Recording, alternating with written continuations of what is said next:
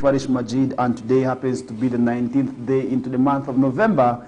We are counting down, that is to the festive season, but the question is, how are the days running on your side?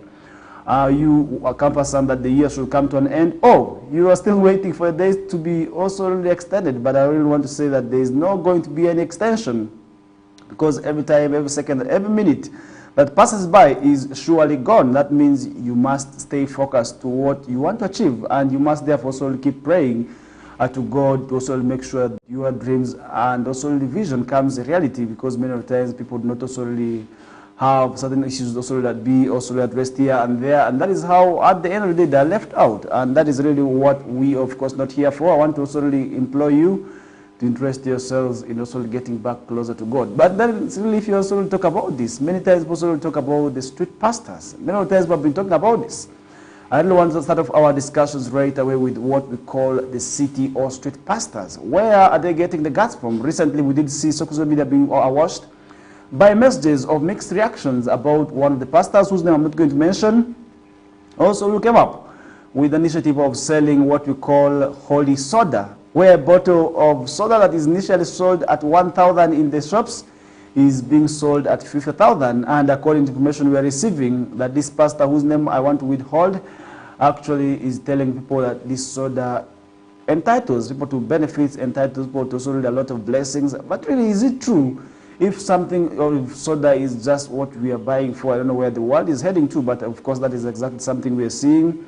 And I really want to say, I don't know what's happening within the religious institutions. Many times we have seen issues, not only within also the institutions of the pastors, but also across all. We have seen issues here and there over times, and that is why the Directorate for Ethics and Integrity under Office of the President was established, but I don't know what this entity is doing when it comes to some of these issues, because this is broad-day robbery. I don't want to say this is also what we call exploitation of the highest order, because you cannot sell something also really to a person who is needy at 50,000, because really this goes back to the people also. You need blessings, but you're entitled to buy the blessings from somebody. Really, this is broad-day robbery, which I really feel has been going on, and this is why I want to call upon the Directorate for Ethics. Recently, they were here to also really talk about the policy that is going to overlook at the affairs of, that is, the religious institutions. Of course, the proposals were also taken, but what we are waiting for is implementation, because this is not the very first time such institutions are taking advantage of the vulnerable community members, and this is in the know of all these entities. Then that leaves me the question, why then was such a body established? Why then don't we merge? Because we're talking about rationalization, and this is where I want to also really ask government to start up with the rationalization straight away, because if at all such activities are taking place, then we just keep quiet, and then really there's something which I feel is not adding up, and at the end of the day, I really feel such pastors must be brought to book, and that is where exactly what we are also going on. And many of the times moving the streets, we see issues of noise pollution by some of these also really pastors with their speakers, and some of the sheikhs who have also today emerged. I really want to say this is of course not also to undermine God, but I know God exists. But sometimes really what we see on the streets leaves us with questions, and questions which do not have answers, because if at all a bottle of soda that originally is sold at 1,000 Ugandan shillings, and people are buying it at 50,000, how many bottles do you need to make millions just like that? This is where I feel the issue is, and I feel exploitation of such caliber shouldn't go on, and I hope at the end of the day, at the right time, such issues also really wouldn't also really go on well in there. And that is exactly where we want to start off our discussions. You can share your thoughts and opinions on what can be done to some of these pastors and some of these also religious leaders who are taking advantage of the vulnerable community members, the citizens themselves, who are eagerly and also who are in the wish and wanting to have what we call blessings, and that is exactly where they will be also taking advantage of. But I hope at the right time that government will come up with an initiative of also really making sure that the citizens who are vulnerable have what we call issues of sanity and also really protection, because we have to protect the citizens, because many times the vulnerable member becomes desperate, and that's where desperacy becomes a problem and may land in trouble of also really furthering and also really, furthering your issues in terms of suffering. And that is where we are saying do not become too vulnerable to such issues. And leaving that discussion aside, FDC members recount stories of torture after Kenya arrest is another story we're seeing, where the 36 members of the Forum for Democratic Change Party of the Katonga faction yesterday shared a harrowing experience of how they were reportedly treated. That is in Kenya, that's in the parts of Kisumu, and later returned to Uganda and charged with treason, and speaking during a symposium that is on the rule of law at the factions offices. That is also really, that is in Katonga, and that the group also really accused also the group of security for brutal arrest, and most especially the female counterparts that were arrested, and those who were detained also really said male also soldiers undressed them, and this is really, I feel, something which is also really unfair, and some of the women also really claim that they were forced to urinate under the soldiers' watch. Very much embarrassing at the same time, and these are painful scenarios. And these are something really sometimes what we call unhuman behaviors, which we must condemn and which are against the law. And I hope also that the law will take its course. In terms of also really finding out who these officers are and what motive they had behind also really some of these issues of having these women maltreated.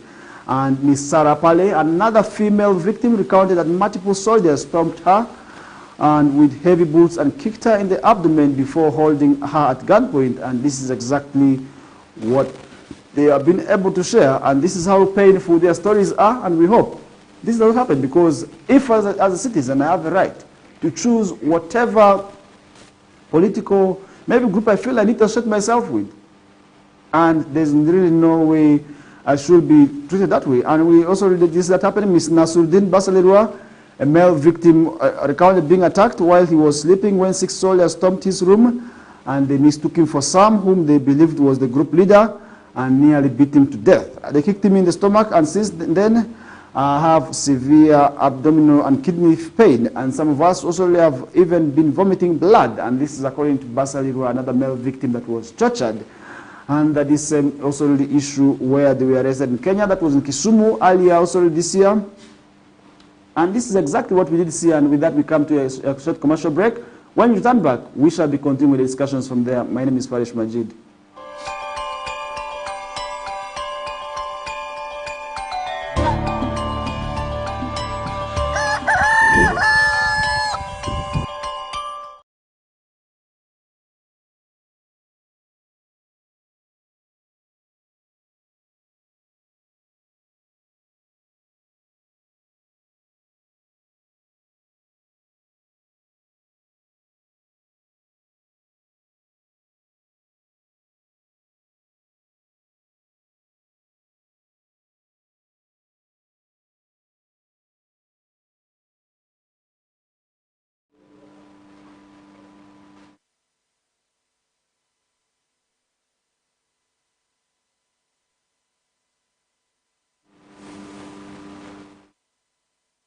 Continuing from there, you realize that a lot of issues continue to happen in this country, and that is why we always must stay focused. We must not give up on our dreams, and that is how at the end of the day we shall be seeing a lot of issues change on our side and onto our communities as well. And that is exactly what we shall be keeping to push on, and we hope when the right time comes, that is how we shall be in position to make sure, of course, we change our lives. And that is exactly what we are pushing out for, and we hope as citizens of this country, you are exactly doing something also when it comes to the issues of socio-economic transformation, which has been the gospel mostly spread and sung by the government, that is of NRM, and making sure that you also change your livelihood is exactly what we must be pushing out for. Mr. Paul Kawanguzi narrated that he had beatings and noise coming from the rooms next door and tried to lock himself in, only find soldiers break in, and after beating him around 1 a.m. And this is exactly what happened. And according to the victims, they were later handed over to Uganda security forces before being presented in court and remanded to Chitali and Luzira prison. The allegations officer have stirred widespread concern over the detainees' human rights, prompting calls from human rights organizations and FDC leadership for a thorough investigation. And now the FDC faction's leadership called for fair legal proceedings, and that is the use of force against political oppression, and that is exactly what we did see. And the party officials attempted to march to Kenyan High Court Commission in Kampala to demand an official account for what happened, but they were blocked and arrested by police in Uganda. But this is something that happened in Kenya. Why must we stop our citizens from demanding for answers? Because if something happened in your territory, in your country, I am entitled to ask on what exactly happened, and this is where we expected the government also really to ask on what exactly could have gone wrong. And this is where we expect the government to also come out elaborately and also explain to the citizens, most especially on what could have gone wrong and what grounds these people could have been bantered in Kenya, because we did see that happen in Kenya, that is in Kisumu, and it remains unclear on who exactly could have also really done that, and that is exactly where we are going to be taking yet a short commercial break onto the matter. When we get back, we are going to be continuing with still on this matter, and that means you can still be able to share your thoughts and opinions on relation to what we are discussing this early morning. Keep the comments coming through. When we get back, we shall be going through them in the next also half of the show. My name is Parish Majid. Today is a Tuesday, the 19th day of the month of November. The year is 2024. We are counting down days to the end of this month. That means the festive season is just around the corner. This is where we are now expecting, and we are seeing for now start preparing for the days also really to come, because these days also really come with a lot of excitement, with a lot of opportunity, where people also really have time to stay with their families. That also is a reason as to why we must always honor the festive season. With that, we are coming to the end of this half. When we get back, we are going to be discussing some of those pertinent issues with you here and there in the next half. Stay tuned.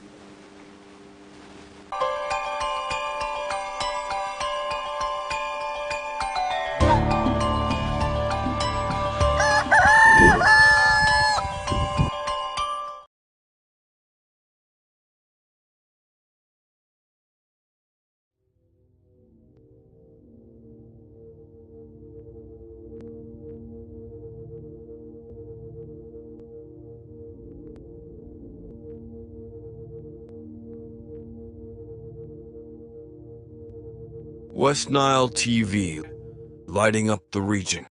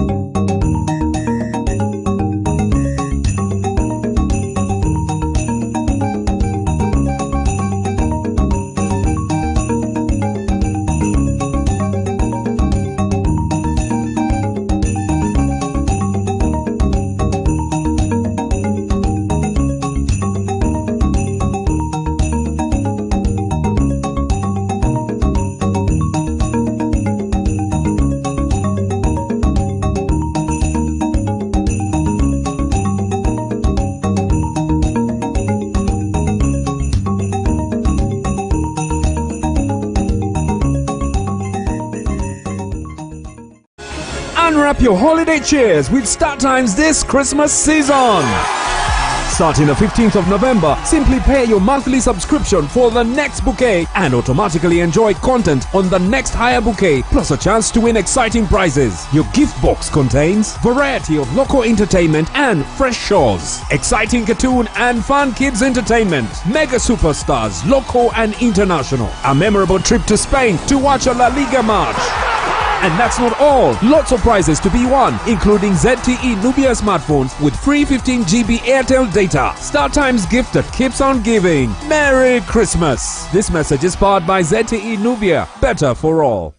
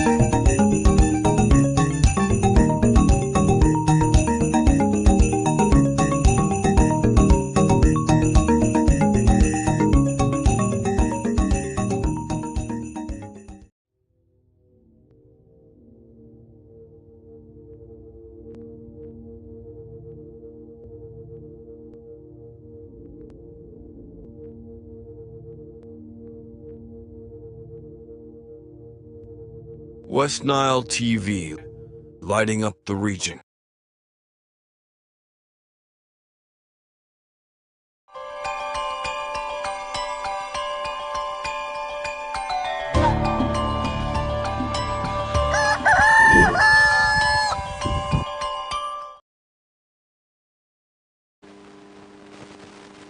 All right, welcome back into the second half of the first hour. This is the KOKOLIRIKO live show on West Nile TV with me, Farish Majid, and today is a Tuesday, the 19th day into the month of November.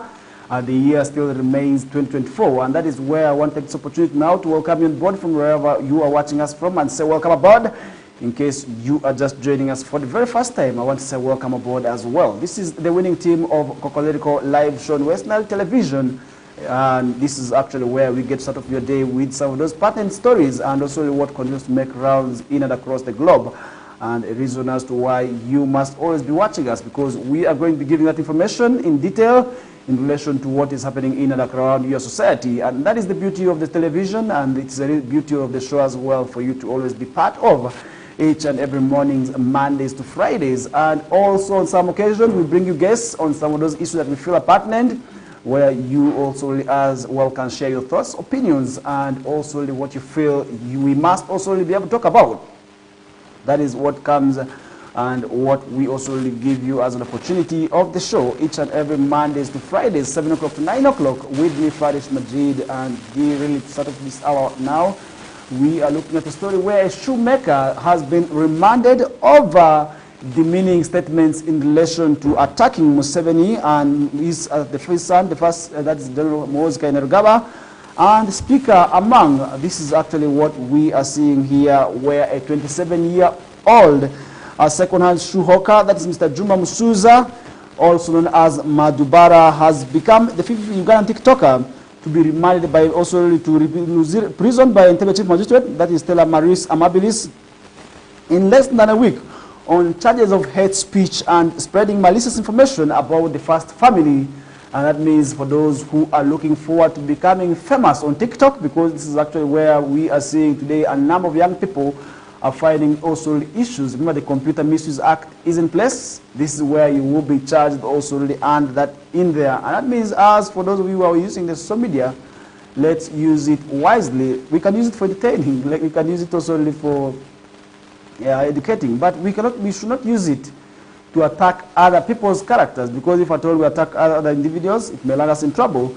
And that means, just like Musuza, you will be having issues, and he is now accused of making demeaning comments about the Speaker of Uganda, that is Right Honorable Anita Amang, the first son, that is General Muhoozi Kainerugaba, and the President, His Excellency Yoweri Kaguta Museveni. Now, according to said, Mr. Musuza, while in Wakiso District, Central Uganda, or thereabout, also used the Chinese-owned app through also the account of Madubara UG to share information which is likely to ridicule, degrade, or demean President Museveni, his son, and who is the Chief of Defense Forces, that's General Kainerugaba Muhoozi, and the Speaker of Parliament, Right Honorable Anita Amang. And this is actually what we did see also the court placing against him as charges in relation to also the crimes that he committed. But this also leaves me with one question. How are you using the social media that you are entitled to? Because it is just a phone, as a matter of fact. It may be just a phone which you buy that are as small as 500 shillings, and it lands in trouble, because at the end of the day, you will be getting the likes, you will be getting the comments, you will be getting the followership. But where does it leave you as an individual? And this is where I feel at the end of the day, it is actually how you are going to be landing yourself in trouble. And now got heard that in the same month, Mr. Musuza shared information saying if Muhoozi takes over power from his father, the country will be destroyed within 2 days, according to how he drinks and whatever he talks. And we shall kill or arrest you, relating to Muhoozi Kainerugaba, the first son. That is exactly what we did see also happening in there, but we hope at the right time, we hope young people also learn to use the social media, because we have not had scenarios where an elderly person is arrested for misusing social media. I have not come across. If at all it is there, so you can still let me know. But in most cases we have seen it is the young people who are finding themselves in trouble when it comes to issues of misusing the social media, and that is how we are going to be landing ourselves in trouble. And we hope at the right time this behavior should stop, because if at all you're misusing social media, much as we are having freedom of expression, but it shouldn't also be able to also interact with somebody's freedom and somebody's feelings in there. Now, Musuza has been remanded until November 27th, when he will be also returned to court for hearing of the case, and this was after state said that the state witnesses also who was supposed to testify against him had no show in there. And after Musuza's case, the magistrate sentenced another TikToker to 2 years for making demeaning comments about President Museveni, and Emmanuel Nabugodi, a 21-year-old, was convicted following his admission to the charges of hate speech and malicious information spread. And that is about Museveni, who is 80-year-old, which also was still committed on social media, that is TikTok platform in there. But we hope at the right time also get to use social media wisely. And this is the problem with social media, because unlike traditional media, for instance, television, radios, newspapers, there's somebody who is to make sure that there's control of what is aired, and these are the editors who check what is supposed to be also aired out. But with social media, each and everyone is his or her own editor, and that is why it becomes a challenge. And this is actually a disadvantage to social media, because control of what is supposed to go out is not done, it's not implemented, it's not observed, and that's why it becomes really a big challenge when such issues arise. But we hope at the right time people will also get to realize on how best they will be in position to also use social media wisely in India, because if at all they are misusing it, then that's how it is going to be also landing them in trouble. We hope there's a lesson you pick from each and every one of this that is being arrested, because if at all the court can be able to remand at least 5 people within 1 week, it means the crime is actually on the rise. And that is where we also have to stop with those issues of also demeaning statements that would also at the end of the day land us in trouble. And we hope at the right time that would also really be able to also really make sure that we pick a lesson or two from what exactly could have transpired in there. Leaving that discussion aside, state opposes bail for father accused of defiling stepdaughter. Very ironic and very embarrassing at the same time. But we hope justice shall prevail for this innocent young girl who has been defiled by the stepfather. And this is where I always ask myself where the society is heading. But now the Directorate of Public Prosecutions has objected to the temporary release of father accused of defiling his stepdaughter. Now the DPP raised 5 grounds as to why he is opposing the bail application for Mr. Ali Muzerwa, who is facing charges of aggravated defilement. Among the grounds are that the applicant has not disclosed any exceptional circumstances to warrant his release, a flight risk who is also not law-abiding, and yet he is charged with very serious offense that attracts maximum sentence of death penalty and life imprisonment. And that is exactly as to why court also felt that bail should not be given to this father accused of defiling stepdaughter. Initially I thought your stepdaughter is your own. This is how exactly I knew it, because as I was growing up, stepdaughters were always known to be our own. We knew them as our own sisters. But if this is the extent as to why the society is now behaving, and these are the issues that we're emerging, and these are crimes mostly we are seeing in the 21st century. That means there's something wrong happening in this century, because if you look at the past years, we had, on rare occasions, had such stories, but of late, they are becoming common stories. It means there's something that has gone wrong quietly, maybe with society, and therefore we must also make sure that we find out what exactly could have gone wrong, and so that we can be able to also draw answers on to what can be done to also stop this. Now the offense which with the applicant has been charged involves extreme personal violence, and the securities presented are not substantial, and state also did reject the bail application on those grounds.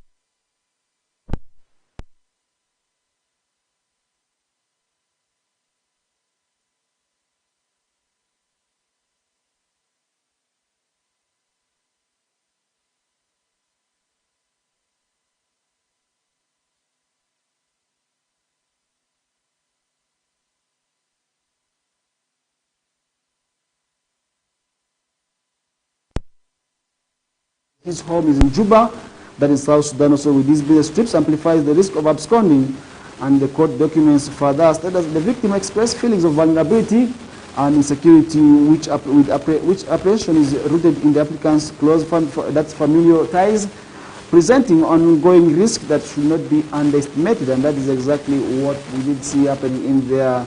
And what exactly is this man saying? And the accused, that's Mwezura, who is accused of also by his wife of defrauding his 14-year-old daughter, in his bail application, stated that he is a citizen of Uganda with a fixed place, that is aboard, that's Bulenga Chikaya A zones, that is Sumbwas, that's Wakiso District Sub-County, in Bwea and the Wakiso District, and with also his residence all been in there. And he said that his family continues to suffer mentally, psychologically, and also financially since the day he was arrested.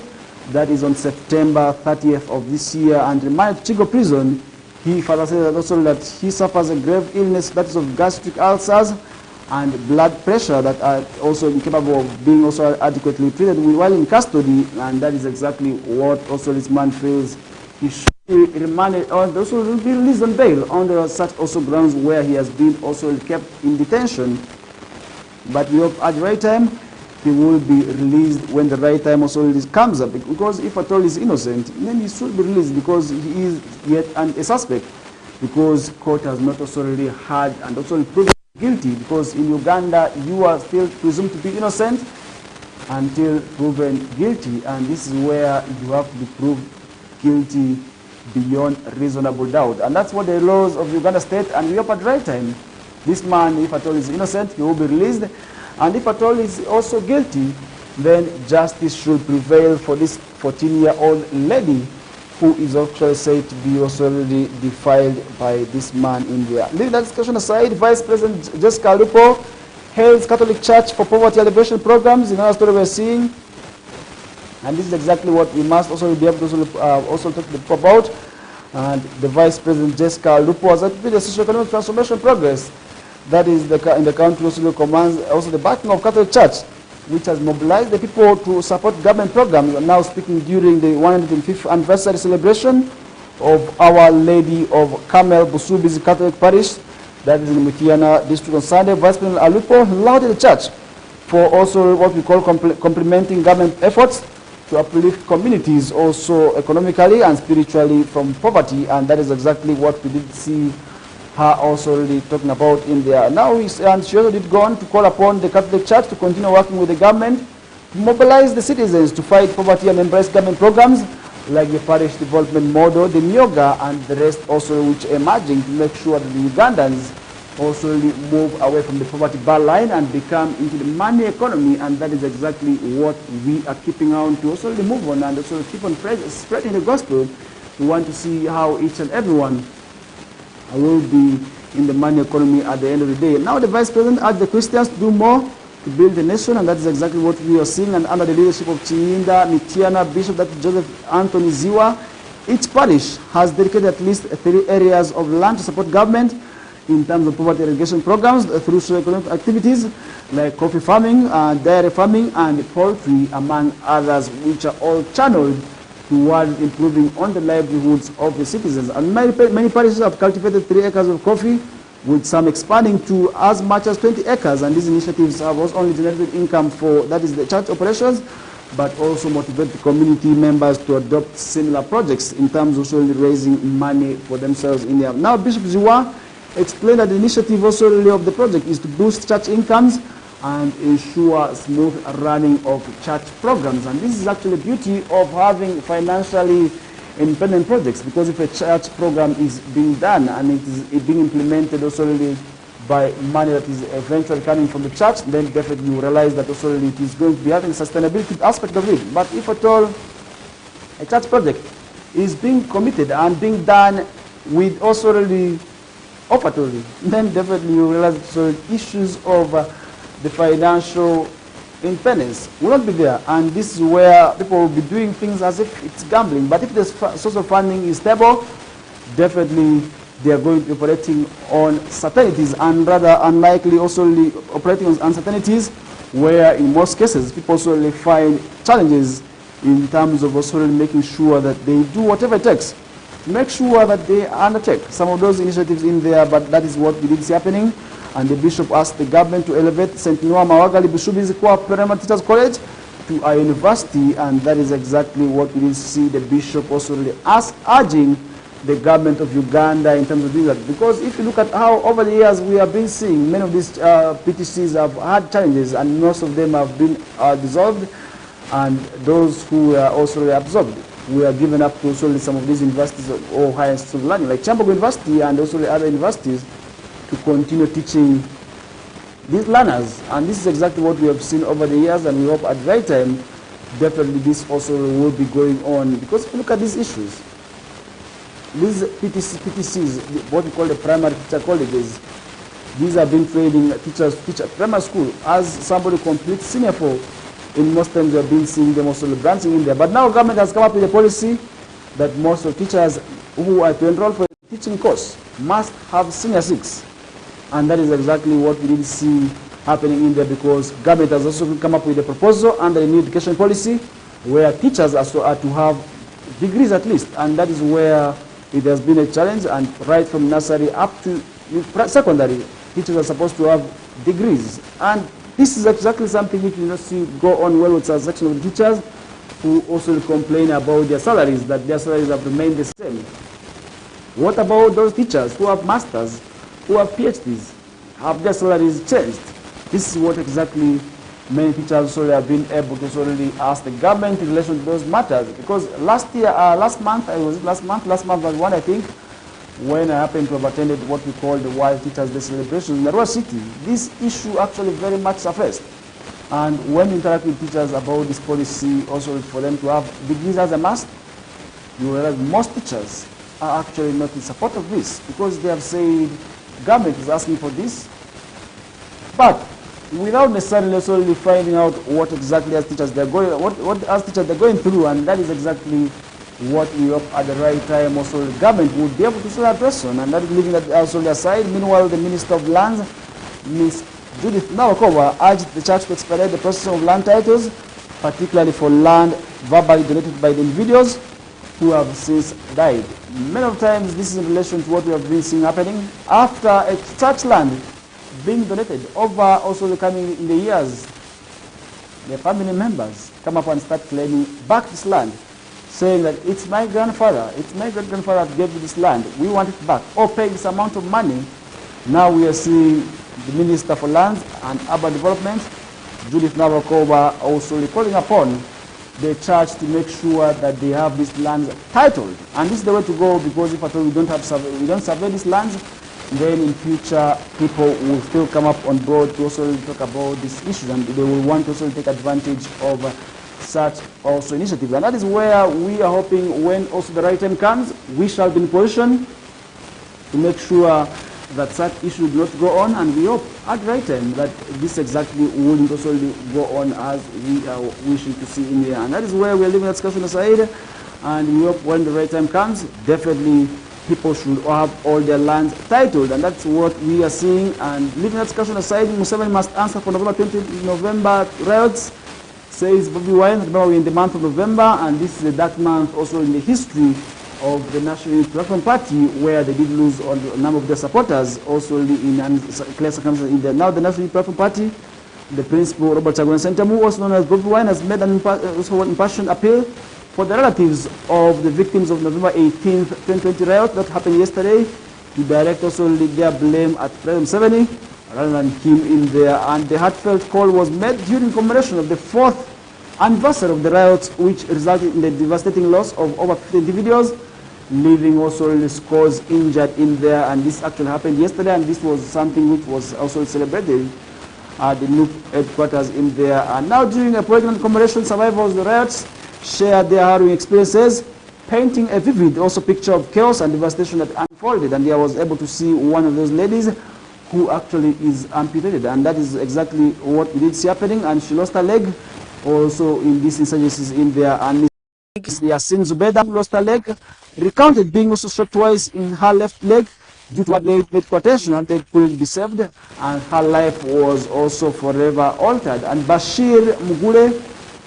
shared a story of losing an eye, while Abu Chiaka recounted being shot in the head and falling into a coma, miraculously surviving the ordeal in their Reverend Father Angelo Okwairoth led the prayers, also praising NUP's unity and calling for peace. And the event also brought together NUP leaders, survivors and families of the victims and supporters from across the country, united in their quest for justice and accountability happening in there. And Ms. Hajara Nachito And mother of Amos Segawa, who was killed near the Cornerstone building, demanded justice for her son, who was also killed in there. And now the NUP provided food relief, including matoke and rice to relatives and victims of all those that are still in prison. And heartfelt also the gesture also aimed to elevate also the suffering of those affected by the riots, demonstrating the party's commitment to supporting the need also in there. And relatives of victims have been also seen seeking justice over the years also in there, and that is exactly what we did see. And Bobi Wine's also words served as a rallying cry, reaffirming the NUP's commitment to the cause, and that is exactly what we did see happening in there. And remember, over the years, some of these people have also been asked, and we did see also one of those stories that was painful, that one of the supporters, known as young Bobby, perished in prisons under unclear circumstances in there. But we hope at the right time, government also will be able to answer to the demands of the National Unity Platform Party leadership. And that is exactly what is happening here, because we do not expect people to lose their lives. And freedom of association and freedom of also demonstration is actually entitled. It's prescribed within the laws, and that is where we don't see anything wrong with it, except if this is also going to be violating the freedom of others. That's where government can be able to come into a position to also make sure that they stop some of these activities. But freedom of association, where you want to also belong to another political party or any other group, you end up with it. And there's nothing wrong with that. And freedom of demonstration is also another law that the citizens must be sensitized about, and they must use this wisely. And that is where we expect people not to go onto streets without the guidance of the relevant authorities, in this case the police of Uganda, who are to guide also these demonstrators if at all something of that caliber is to take place. One reason is to avoid also other victims from taking place. And if you look at demonstrations, most times looting takes place. That is why the security forces must be involved. And also beating of other citizens, this is also a violation. And that is why the police must be involved at all times if at all demonstrations are to take place. And with that, we come to the end of the first hour. This is the KOKOLIRIKO live show on West Nile TV, channel 477. That's on Star Times, and we are there on Zuku.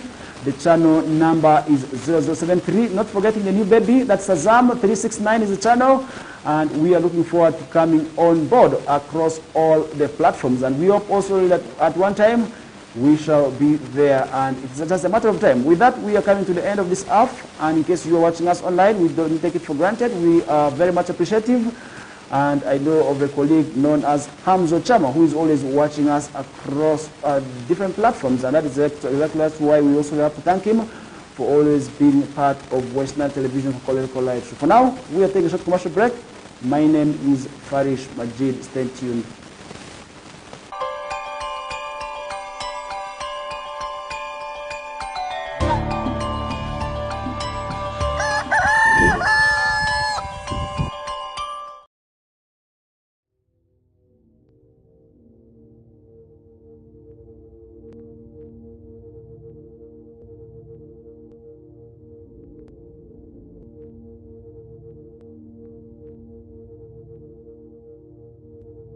West Nile TV, lighting up the region.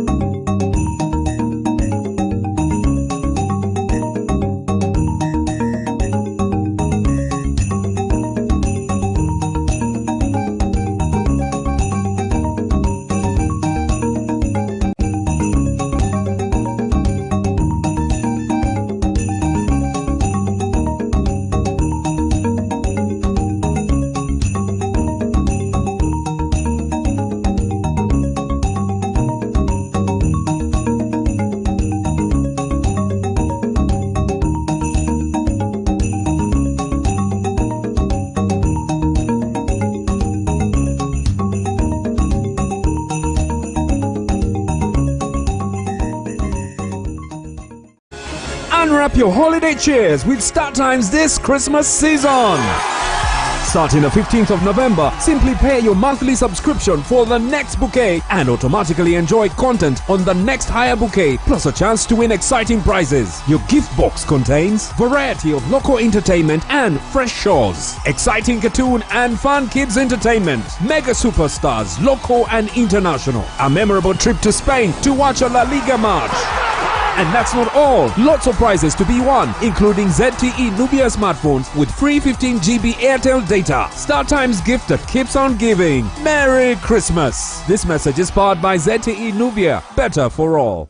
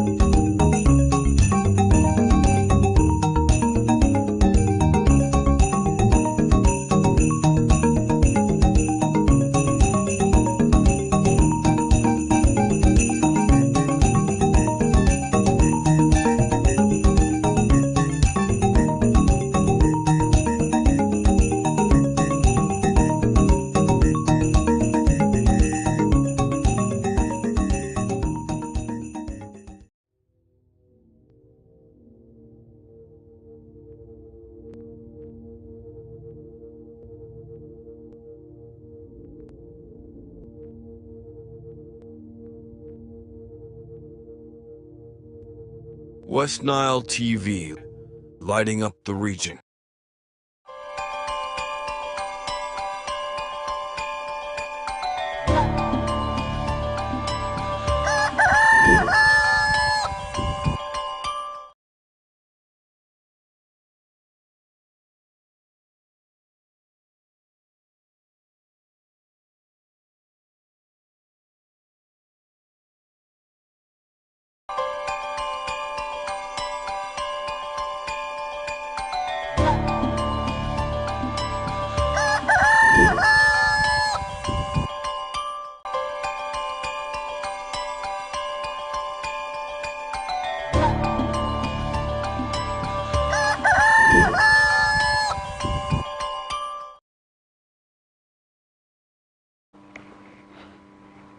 All right, welcome back. We are 6 minutes after 8 o'clock. This is the second hour of the show with me, Farish Majid, and this is actually where we are going to be summing it up with some of those international stories, and I will be closing the day with what's happening in the world of sports. And remember, in the world of sports, definitely a lot is happening, and Uganda Cranes, of course, has now qualified, and they are left with a game to go. That's the group stages, and that is exactly a point of excitement to many Ugandans. But the question is, do you think you will be topping the group? Given the fact that you lost South Africa at Nambole, and that is exactly many people have been also able to talk about, and that is exactly what we need to see. And earlier on, we're talking about the NUP leaders demanding for answers from President Museveni following the November incident that happened and left scores dead and others injured. And that is exactly what we need to see happening in there. And we looked at so many other stories as well. And we did see also the TikToker being remanded for making statements that we are taken to be also demeaning also to the character of the president, the first son, and the Speaker of Parliament also in there. And the person has been remanded. And we did see also the other stories as well. Look at also some of those stories that are in the second hour, where we also have a lot more to also discuss with you.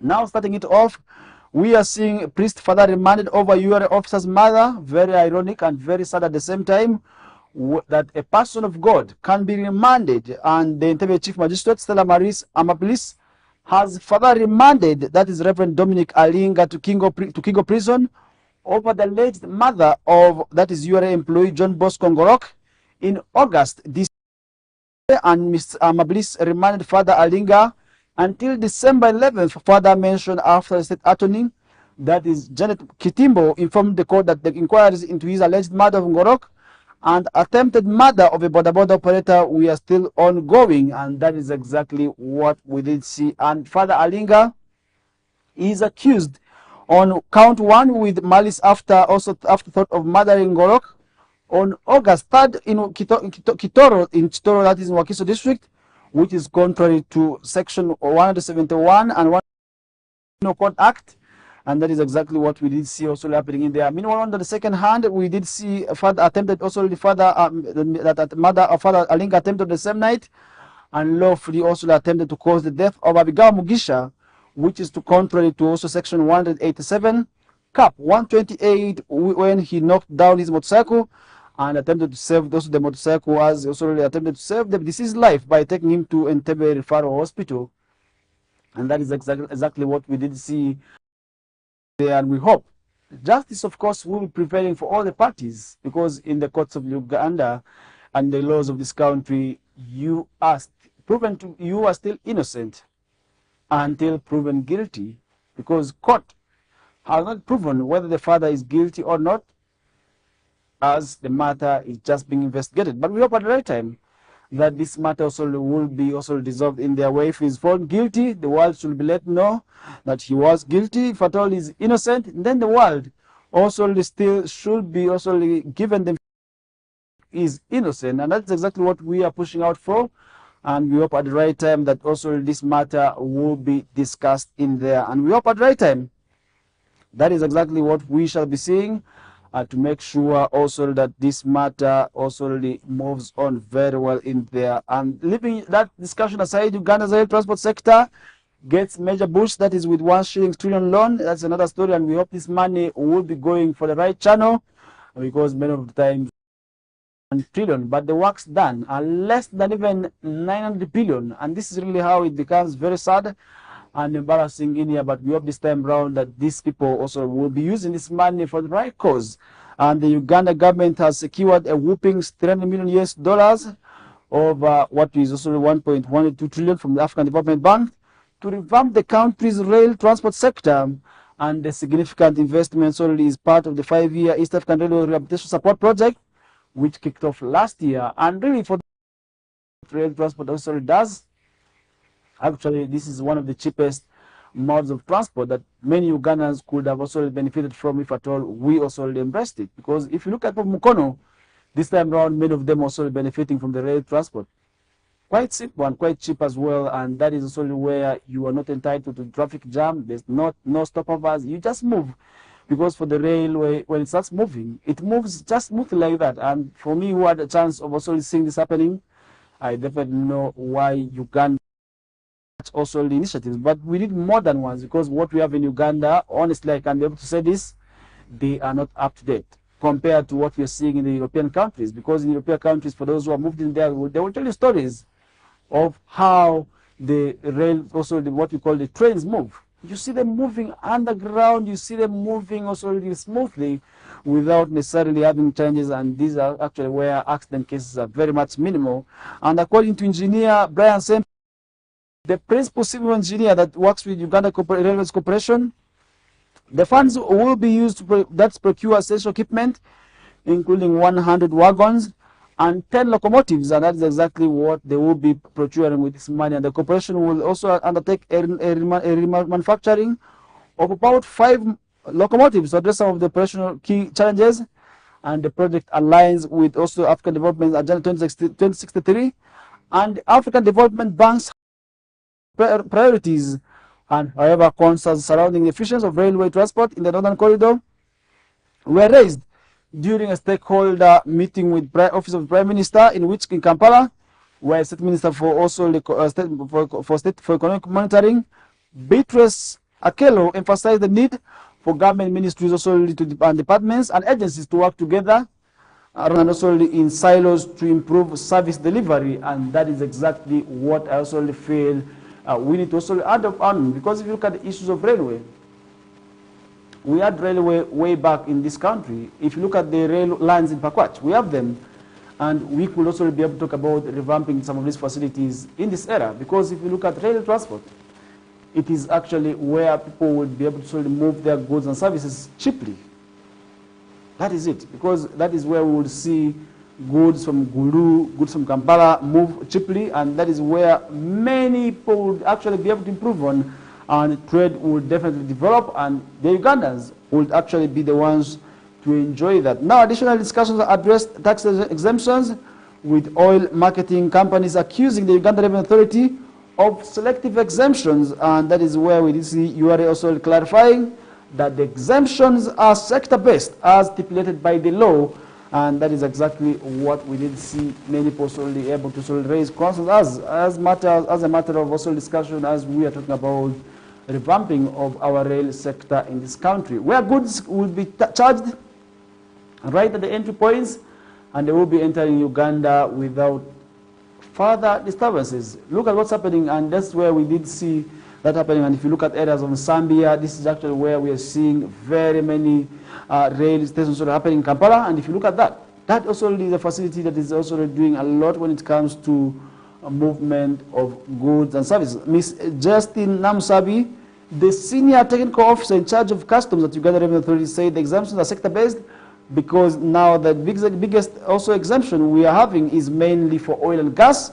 Amid also funded projects are exempted, and that's where we did see a comprehensive study also is underway to assess the cost and benefits of the exemptions granted to the economy, with results already that's what we did see happening in there. And we hope at the right time that such issues also really will be addressed, because if you look at railway system, definitely that is where we are going to be seeing also really a lot of also discussions in relation to that matter in there, and we hope at the right time that we shall be having this also happening, where people of Northern Uganda should be able to benefit from this also really in the right time also happening in there. And moving on, we did see also a lot of discussions also happening, and if you look at also some of the discussions, the biggest discussion also has been also in relation to the deportation of one of the TikTokers in the names of common known as Muzungu Boda. We did see also this week one of those departments of government came up to really address on this matter, that he was not also deported, but he was just taken back. Now, where we did see a New Zealander who had gained also popularity on the internet for his sensational social media content. That's where we see Mr. Raid Samuel James Amin, aka Muzungu Boda, was ejected from this country also because he was found working illegally. Government also did come out also to talk about that. Now, the Ministry of Internal Affairs spokesman Simon Mudenyi told journalists in Kampala on Monday that the content creator also really was known for drifting different types of cars and riding border motorcycles for operating a charity organization without the requisite papers, and that is the reason as to why he was taken back. But he was not deported, because if I can be able to record, the Internal Affairs spokesperson definitely did say that he was not deported, but he was rather taken back because he was running a charity organization, yet he had also really come on maybe on a tourism also really ticket.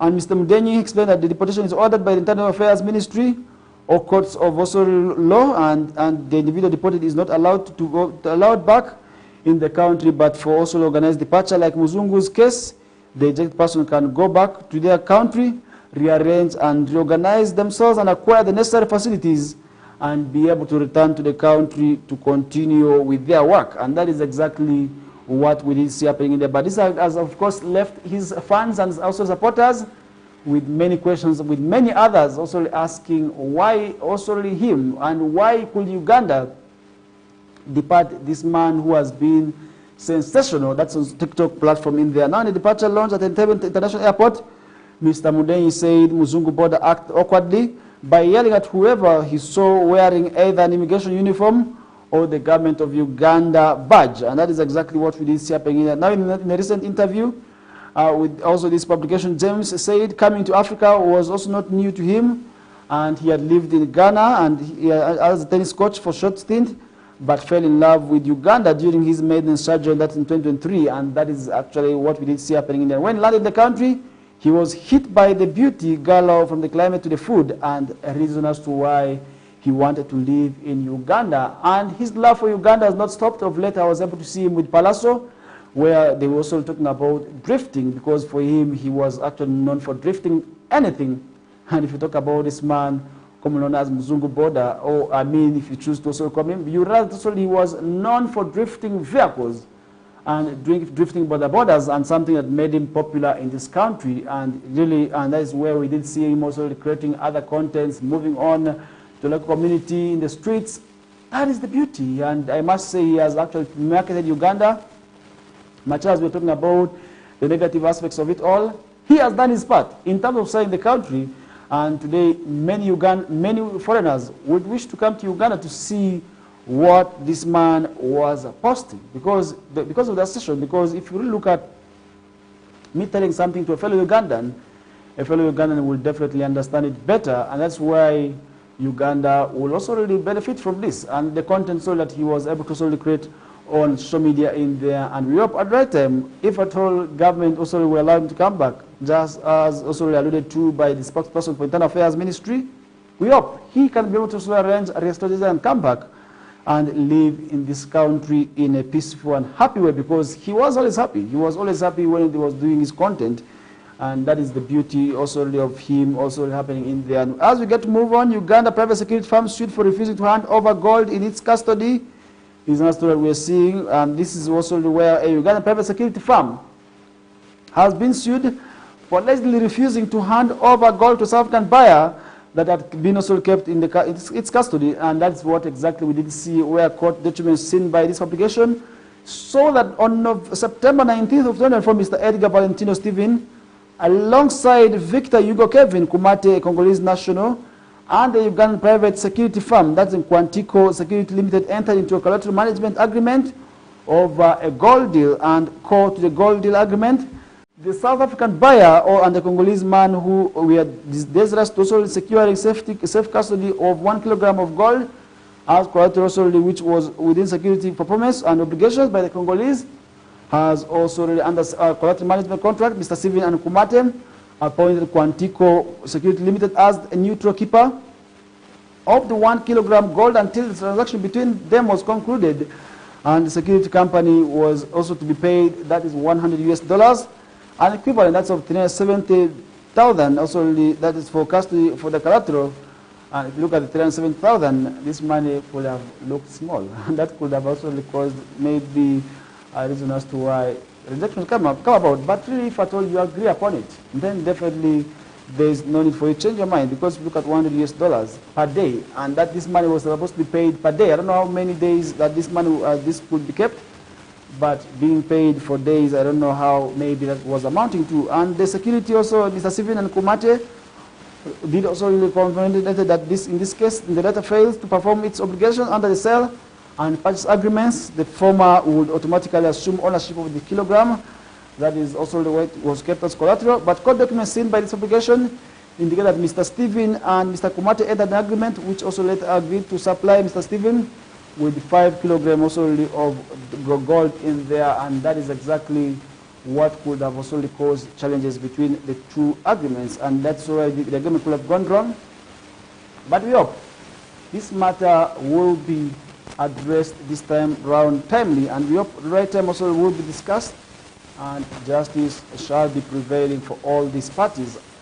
Hopes high for refugee expectant mother in Chiladongo of a new maternity ward, and this is also what also is coming also to replacement of those projects that could have gone down, because as we are talking about, many NGOs have closed today. They have closed the operations as also cut in donor funding. Also they have gone down, which has left many of the non-governmental organizations to close in there. Now, for also the people of Kiradongo, hope is also are rising as we are seeing expected mothers in the refugee settlements and host communities in Kiradongo district, also in the refugee settlement, have a reason to celebrate. And this is as per the United Nations Arab Emirates also has launched the construction at Panyadoli Health Center, a government-run facility in northern Uganda's Bwera Town Council, and that's exactly what we did see. And according to health officials, the center struggled also to cope with growing number of mothers and children in the settlement, and that is as a factor so which we are seeing happening as a challenge. Now the Panyadoli Health Center serves as a catchment population of approximately 186,000,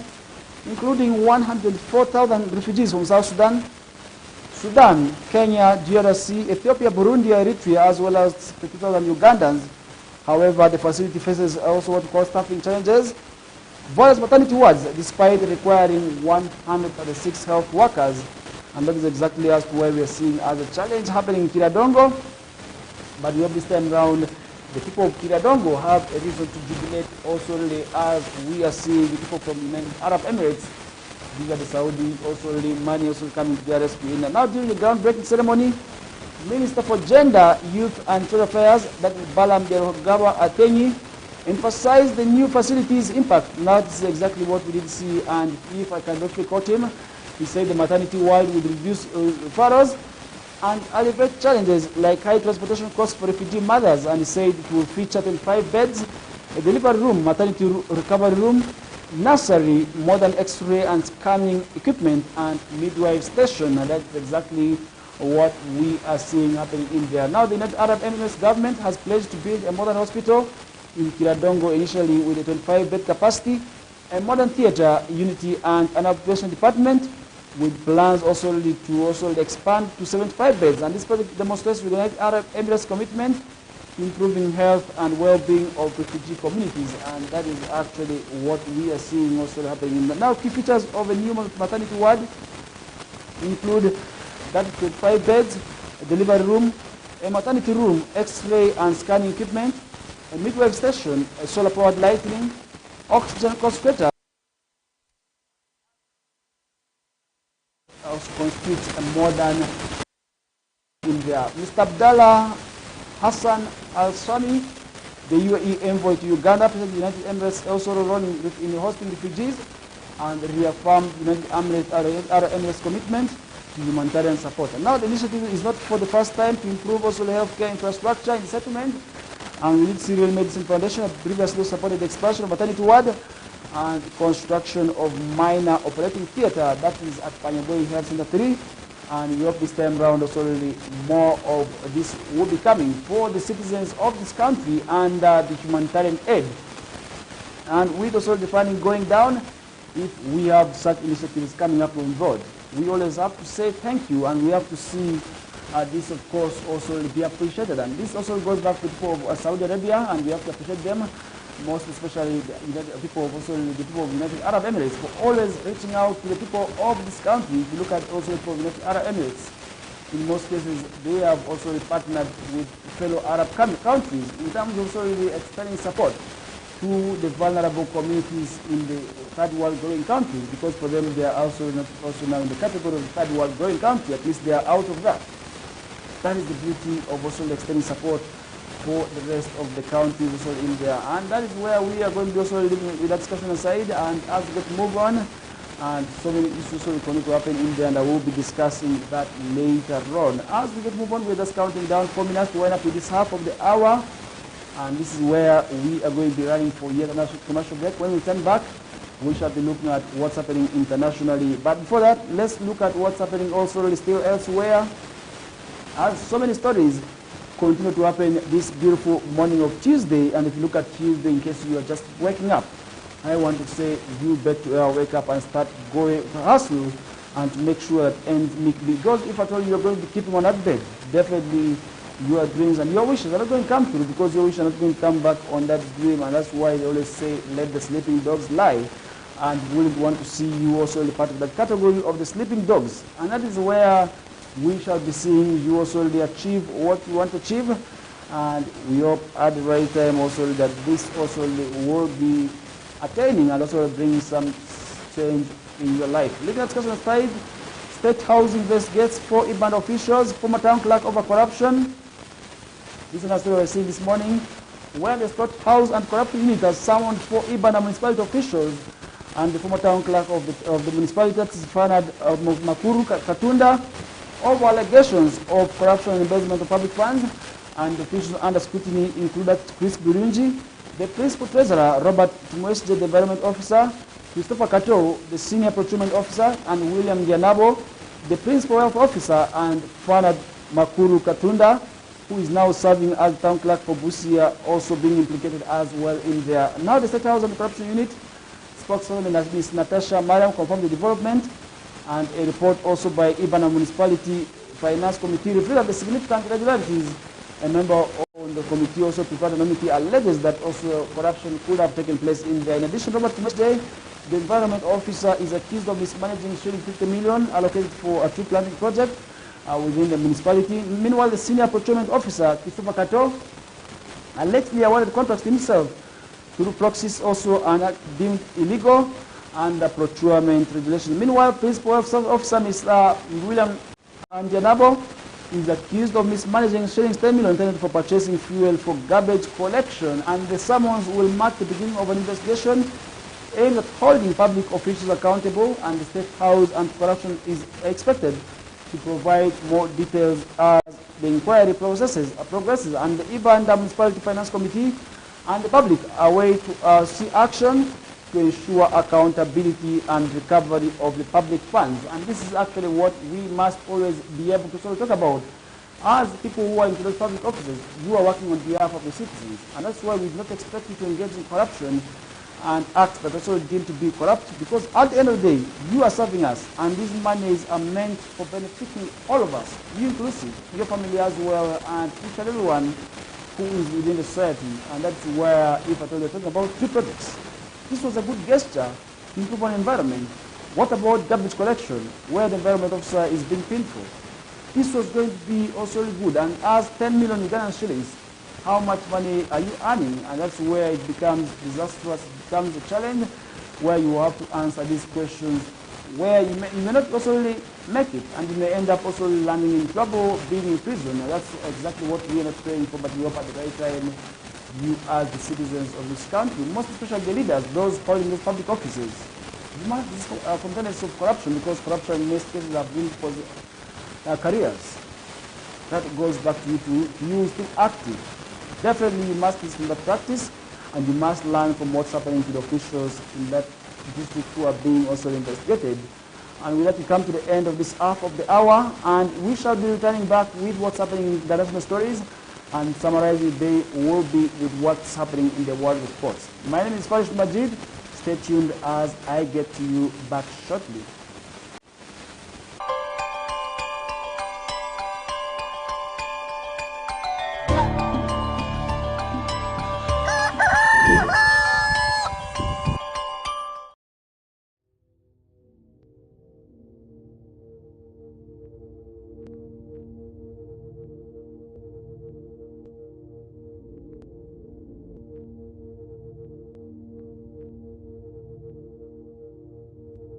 West Nile TV, lighting up the region.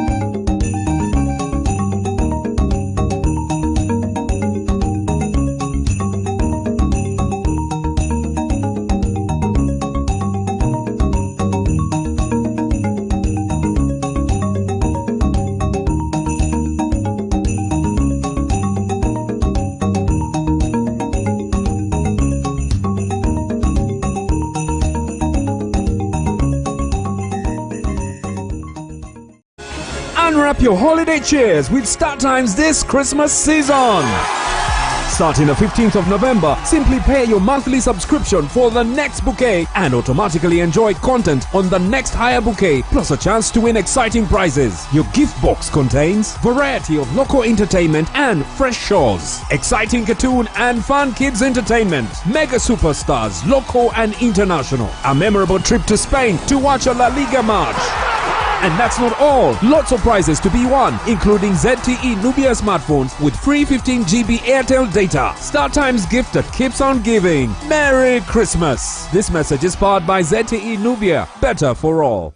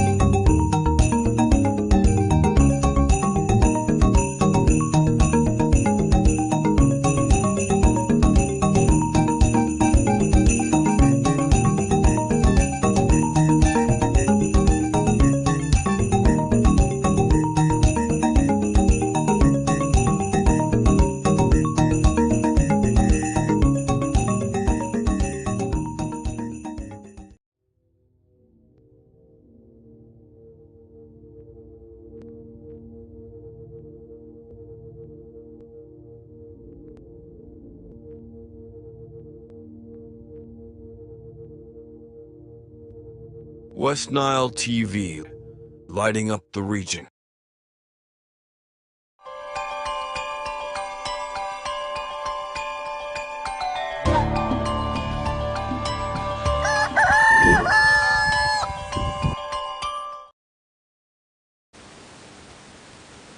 Alright, welcome back from the short commercial break. We are back into the final half of today's morning, and this is the KOKOLIRIKO live show on West Nile TV channel 477 on Star Times. And in case you are watching us on their platforms on Zuku, we are on channel 0073, not forgetting Azam on channel number 369. And you must also really be watching us on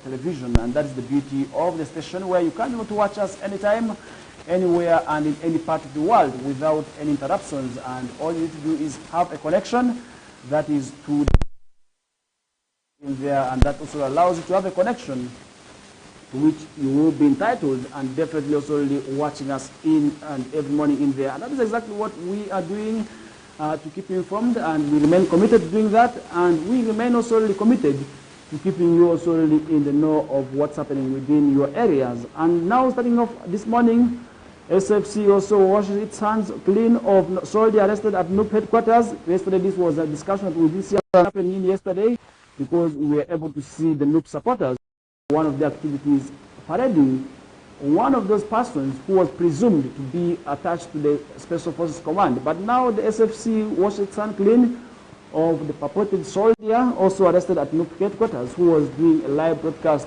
by also really one of the groups is in there. And now we did see a person in the names of Watuke Sulaiman was also really arrested in there, and we did see also that happening. And now the Special Force Command has distanced itself from man who identified himself as one of the soldiers who was arrested at the National Platform headquarters at Kavule in Kampala. And the Sentinel SFC spokesman, Major Jimmy Omara, said they have been made unaware of a viral picture of a man named Sulaiman Watuke who has been arrested at NUP headquarters on Sunday and is said to be one of their own. And Major Omara said the suspect has never been part of SFC. And how did he get the ID of the maybe of the special group in there? And this is something that remains unknown, and we hope such practices shouldn't happen within our set because they leave so many questions unanswered.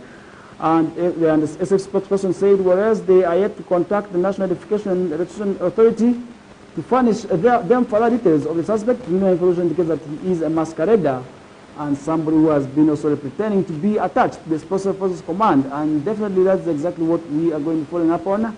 And we hope at the right time also really this person also really will be also really before the courts of law. And we hope this, of course, will be also really something which we shall be also really finding answers to, because if you look at what happened, because ugly scenarios we're seeing happening in there where the NUP supporters had to parade this man and hand him over to security operatives. And these, of course, generated mixed reactions where many persons on social media were able to say this is part of the group of the security and definitely nothing is going to be done to him. And he was caught doing a video of TikTok of also Bobby Wine on social media calling himself as Bobby Wine in there. But that is exactly what we did see him being arrested for. And we hope such issues not also happen in our society. And that is exactly where we shall be seeing also really more of the discussion coming in. And we hope when the right time comes, definitely such issues should not happen within our society. And we are still keenly following up on that. And that is how we shall be seeing also really that continuing to happen. And that is exactly what we are seeing. And looking at some of the start stories on the paper this morning, how over 8,000 NGOs has hit Uganda's economy. If you look at closer, we have seen a total of over at least 8,000 non-governmental organizations closing in this country, and where does that leave the citizens and also the stakeholders at? Because if you look at also the closer, definitely if an NGO is closing, that is jobs lost, because many people are going to be also losing their jobs. And for those citizens who maybe those who are targeted, they are definitely going to be losing out, also benefiting some of those opportunities, and that leaves them also to continue with suffering.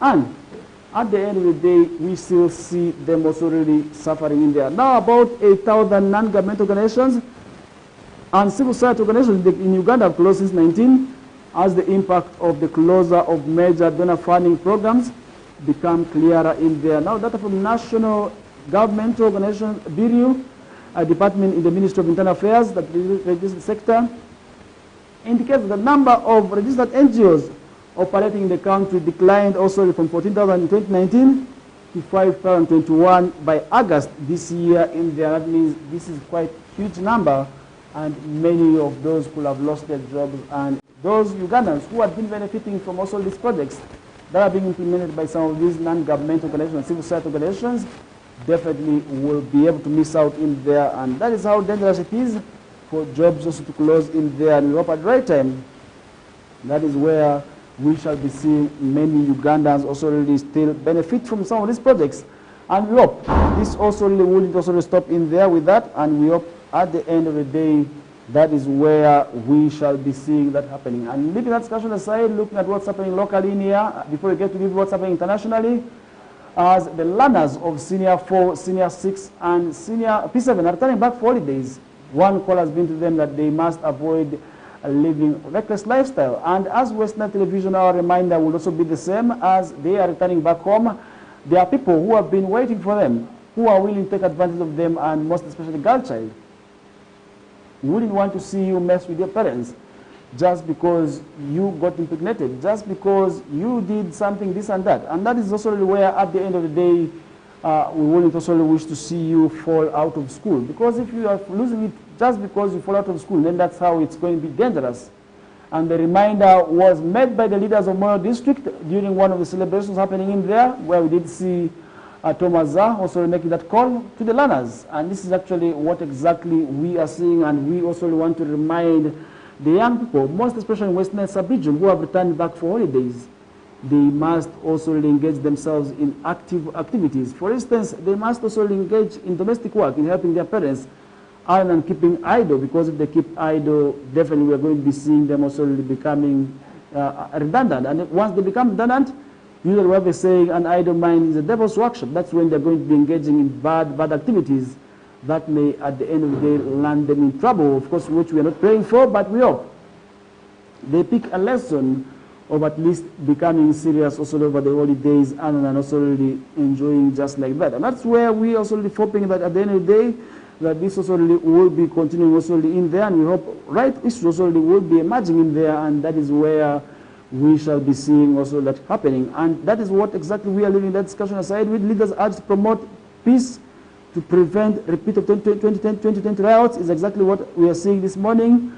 And that is exactly what we did see also coming out of also the National Platform Engagement yesterday, because if you look at the issues that happened in 2020, many Ugandans lost their lives, where at least over 50 Ugandans were said to be dead during that period, with others injured following the demonstration that happened in there. And as we're getting closer to 2026, this issue actually happened during the same period as we're talking about, maybe also in different years here, because they happen in November, and we are happening there, and this is where we're coming to November. And if you look at 2026, it is actually not very far from now. That means we must start making strategies of having a peaceful elections and having a peaceful engagement ahead of the period in there, because if you look at that, this is where we expect the leaders now to also come up on board and also tell the citizens of exactly what they must be able to do when the right time comes in terms of having a peaceful election. Because if we don't have peaceful elections, then having such scenarios where the citizens lose their lives, it's very, very much bad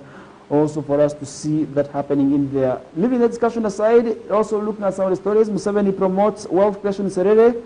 That's another story that we are seeing, where the President, His Excellency Museveni, on his tour, has also asked also for his people of Serere to embrace poverty eradication programs. And today he has been talking about vividly also that project. And if you look at the NRM government, many of times today they have been singing this song, but the question remains, are the people to whom they are spreading this gospel picking it? Are they using the messages also to make sure they better up their lives? That is what remains unknown. But that is exactly what we did see happening in there, where he also did ask, use leadership to guide God's people. That is also another message that he was able to tell the politicians of that is there, so in there. And that is exactly what we also really feel when you talk about where the President Museveni has challenged politicians to use their positions to guide people towards wealth creation, to also really value, to high value enterprise. Now addressing stakeholders in Teso, where he had a 3-day visit to assess the progress of the party's development model, Mr. Museveni emphasized that the leaders are responsible for bettering up people's lives, and that is exactly what I also want to agree with. Now the 4-acre model promotes that's intensive agriculture and high-value enterprise, which also he has been spreading and also calling upon the people to also embrace. And Museveni's 2011 also really wealth creation rally, Ijala also really transformed from taxi driver to a thriving entrepreneur, earning over 600 million Ugandan shillings annually. And Ijala's farm boasts sold of 10,000 layers, 30,000 dairy cows and a poultry unit. He started also really with a couple of local chickens. He gave also gave capital to buy. Also, that's exactly what we did see also happening in there. Now, Mr. Museveni encouraged the people of Teso to explore fish farming and recommend the enterprise with high global demands, such as coffee, fruits, and pasture, as also a factor for people to also embrace in there. Mr. Museveni's visit aims to promote wealth creation and economic growth in Teso. Tomorrow, he will also commission the substantial presidential hub and meet with technocrats and opinion leaders from across Teso and Kumi district on matters of wealth creation. And today, when you talk about wealth creation, a number of parties' government poverty education programs have been channeled towards achieving this, and among them is Paris Development Model, which is a key initiative in promoting economic growth and wealth creation, and by empowering local communities also in value addition. And the PDM therefore seeks to lift people out of poverty and create wealth, economic also growth in there. And that is exactly what we feel people also really must be able to also interest themselves in. Because if you talk about issues of the poverty also You have poverty does not only affect you, but poverty affects each and everyone, and our community is actually vulnerable to that, and that is why we must always come up on board to also make sure that they're also out of that, and they must therefore also make sure they invest themselves in that. And Museveni's visit highlights the importance of leadership in promoting economic also growth and wealth creation by supporting local initiatives and promoting high-value enterprises. Leaders can make a significant impact on people's lives. I love one thing which one of the leaders, that is also really Jobisha Matua, Assistant Resident City Commissioner, was able to sort of talk about that leading the poor is actually very, very much challenging, because they will be expecting everything from you, but leading the rich, you are going to be expecting from them. They are going to be expecting from you also as well. It is going to be two-way, other than also really leading also the poor in here who are going to be also really expecting a lot from you, and that is why he has always rallied the people of this region in terms of poverty eradication programs, and that's where we also expect people also to take advantage of some of these gospels to make sure that they also really improve on their livelihoods. And that's where we're going to be leaving a discussion aside. In case you are just joining us right now, we hope also you're having a wonderful morning this morning, and we hope you also really are getting ready for also achieving what you want to achieve at the end of the day in here, because if you look at these programs, definitely as the day starts, it starts also on a good note, and that's where we are also expected to end on a good note as well in there. Leaving that discussion aside, looking at some of the stories happening elsewhere internationally, and if you look at some of the stories happening internationally, a lot is happening across the globe, and that is where we also really feel you must also really be in position to understand what is happening across the borders. Israel has border trade fire as Netanyahu downplays also really ceasefire. Is another story we're seeing. This is only in relation to the war we are seeing happening in that part of the world, where Israel forces continue to pound Lebanon, killing at least 5 people in central Beirut, as Hezbollah missile wounds at least 6 people in Israel's Tel Aviv, and Israel Prime Minister Benjamin Netanyahu pledges to continue to systematically operate against Hezbollah, even if ceasefire deal is reached, as UN's envoy Amos Hochstein travels to Beirut for truce talks in there, is what we are seeing. And Al Jazeera's Arabic correspondent has reported one person was killed by Israel's army shielding, that is the Nezrut refugee camp. And that is exactly what we did see. And the Council on American Islamic Relations say the legislation due the non-profit killer bill could return on the floor on Tuesday or Wednesday for a new vote that would only require a simple majority, after the bill also failed to reach a 2/3 majority last week. And that is where we are going to be seeing this happening. And we hope also the Israel war also will be coming to an end, and to make sure the people of that part also live really peaceful. If you look at the Palestinians, definitely you realize a lot is happening in there. And we hope at the right time this war also will be coming to an end, because many of times this war has happened many potential deaths. Many property has been destroyed, and we hope at the right time that also will be also ending in the U.S. House to also leaving that discussion aside, looking at some of the stories. U.S. House to vote against on anti-NGO bill that could target pro-Palestinian groups. That is exactly what we are seeing, and we hope at the right time that this also will be happening. Now the Council on American Islamic Relations say the legislation also the non-profit killer bill will return on the floor of Parliament on Tuesday for this week also. That is where we shall be seeing also this moving on. And we hope at the right time that this also will be yielding the fruits of what is expected out of it in there. And with that we come to the end of also what's happening internationally.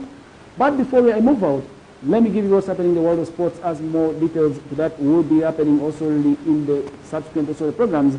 But I want to assure you, as FIFA is continuing to also train a number of stakeholders in the world of football. Yesterday they were in Nyangilia. Today I do understand they will be at Springs Nursery and Primary School to also have the same. That is for the Nyagat zone to also train the stakeholders in there, and more details to that will be coming through on the Wish Time with Owen Zaga. But before that, let's look at what's happening in the world of soccer. I really want to assure you that also with that we did see that happening. Of course, many people also are now excited that the leagues are also continuing, but I really want to assure you that more of that also is happening. But if you look at also what's happening in the world of also the 4 big league, you read the teams of West Nile are not doing badly off. They are doing actually very well. Most of them actually within the bar line, and the Rua Hill Sports Club also lost. That is to another side in the north. That is on the Pega Football Club over the weekend. and that win also moves them closer to the top 3 and top 4 in there. And Midgo Calvary is also doing tremendously well, and they are actually amongst the teams also that are showing us that this season they will be proving that next season they will be up for what we call Uganda's top tier league, and we are hoping for that. We want to see how, of course, our teams from North will be doing it out, and Black's Power from Langos region is also not doing badly off, and we hope all the teams from Northern Uganda will be challenging also at least 1 or 2 of them will be also making it, that is, to the Southern Uganda Premier League next season in there. And that is exactly where we are going to be leaving the discussion aside. Remember, the leagues will be turning back tomorrow. That is for the Southern Uganda Premier League, where we shall be having Police up in action against Lugazi Football Club. That game will be hosted by Police, and we are going to be letting that discussion also let you know. And on Thursday, we shall be seeing Bull up in action against Express, an interesting game, which you must also make as a must watch, because this is actually one of the derbies that which we shall be seeing happening in there. And Bright Stars will be taking on Maroons. That is another game which I want to say is also not going to be easy, and more of that will be coming through also really. That's on the whistle time with Owen Ezaga and Linda Susie will be here from 2 to 3 p.m. And looking at the table standings, KCA is currently on top of the log with what we call 10, with at least 18 points. Vipers comes in the second place with 17 points. Neck Football Club comes in there with 17 points. We do see Bull with 12 points, Express with 12, UPDF with 12, Villa with 11, URL with 11, Police with 11, Maroons with 9, Wax Giants with 9, Lugazi with 9, Mbarara City with 9, Bright Stars with 6, Mbale Heroes also really in the red zone in there with 6 points. We do have also Kitara Football Club with only 4 points this season. That means they are not doing well, and they must be having the worst of their season. And yet last season they actually proved that they were one of the sides that could actually qualify and also win the league in there. But this season, I don't know what happened. We hope they can also go back to drawing board and restructure to see what could have gone wrong. And that is where we are going to leave the discussion aside.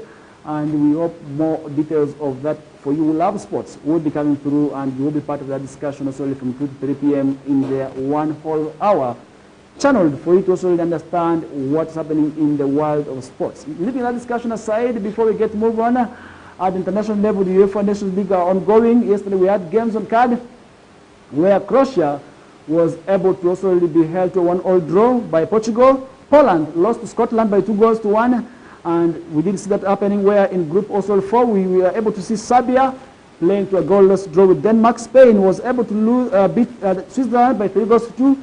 And Kosovo was able to pick a 1-0 win over Lithuania. And Romania was able to wallop Cyprus by 4-1. And these are some of the games that we didn't see in the UEFA Nations League. And tonight we shall be seeing the games returning, and we shall be seeing Colombia up in action against Ecuador, another interesting game. We shall be seeing Argentina up in action against, that is Peru, that's in the World Cup qualifications. That is solely what we shall be seeing. And Chile will be taking on Venezuela. Brazil will be up in action against Uruguay. That is for the South American also teams in there, and that is exactly what we shall be seeing. And more details of that will be coming through on the whistle time with Owen Ezaga and Dina Susie. And with that, I come to the end of today's morning show of KOKOLIRIKO. Up next is the news bulletin in Liberty with Peter Manuel, and thereafter we shall be having the Northern Request Hour with Olivia, UG, and DJ Jero, and other interesting programs shall of course subsequently follow in the due course of the day in there. I am Farish Majid. Up next is the news bulletin. I'm out until tomorrow. Have a good day.